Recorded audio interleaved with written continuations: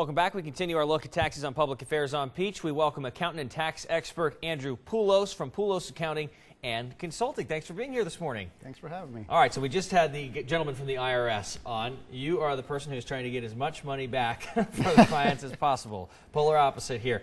Can we start with what can be the most confusing thing for folks out there? I mean, the tax code in general is wildly confusing. That's why people like you have jobs, right? That is right. 70,000 pages of tax code. That is why we have jobs. Everything can be confusing, but mainly it's the ones that get confused are those who try to do it themselves or have a friend or a co-worker help them, for example. And that's really where the challenges come in. So when you try to have Uncle Bernie or Cousin Freddie, so to speak, help you with your taxes and they're not experienced, and this is kind of what they do for a hobby versus a career, you're probably going to perhaps see and have some challenges. I'm sure you deal with audits and years past for amendments for people that may have not used a tax preparer the first time around and they need some assistance. What is the thing that seems to be causing the most issues for people out there? Are there a few certain issues? People miss deductions, obviously, so it depends. If they do it themselves, they're not aware of things they may qualify for. For example, homeowners, maybe someone new, a younger couple who just got married and has a house, they potentially could be leaving a lot of money on the table because they weren't accustomed to doing their taxes in a certain way, which is now more complex than when they were basically single and all they had was a W-2. Typically that, and what I often see as being one of the big things that that people miss when they do their own taxes is when they become real estate investors and they buy rental properties. They really don't know what they can and can't deduct, and so they just leave money on the table there as well. What can you deduct on a rental property? Of course, you're talking about the mortgage interest deduction on the other end. It goes way beyond that. When it becomes a rental property, it's essentially an investment property. We have everything that it takes to run that business because effectively when you have a rental property, it's pretty much you're running a business. The big thing that people miss with rental properties is depreciation.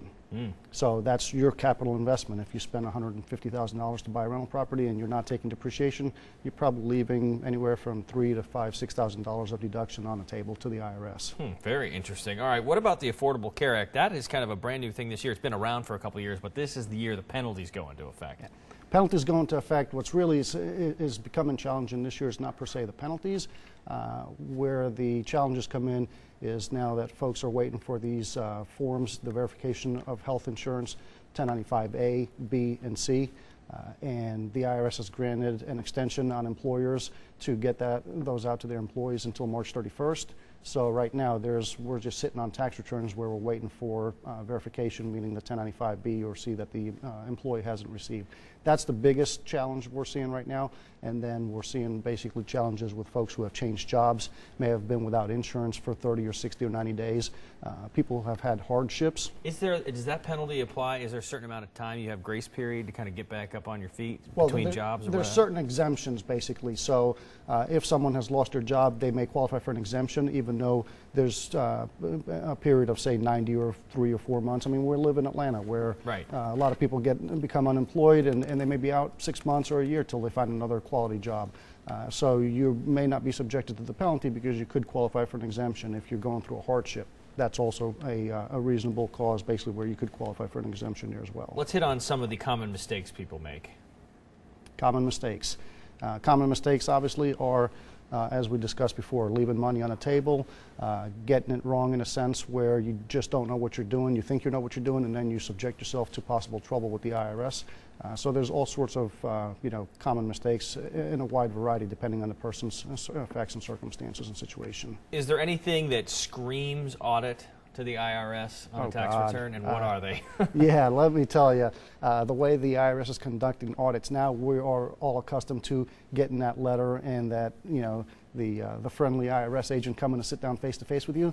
That's no longer the case with the IRS these days. They still conduct those, but the new way of doing audits is correspondence audits these days. So a correspondence audit is where you'll receive a letter in the mail telling you to provide information and documentation for certain deductions or things you have on your return. Okay. If you don't reply, then they're going to make adjustments, and there comes the tax bill from Uncle Sam.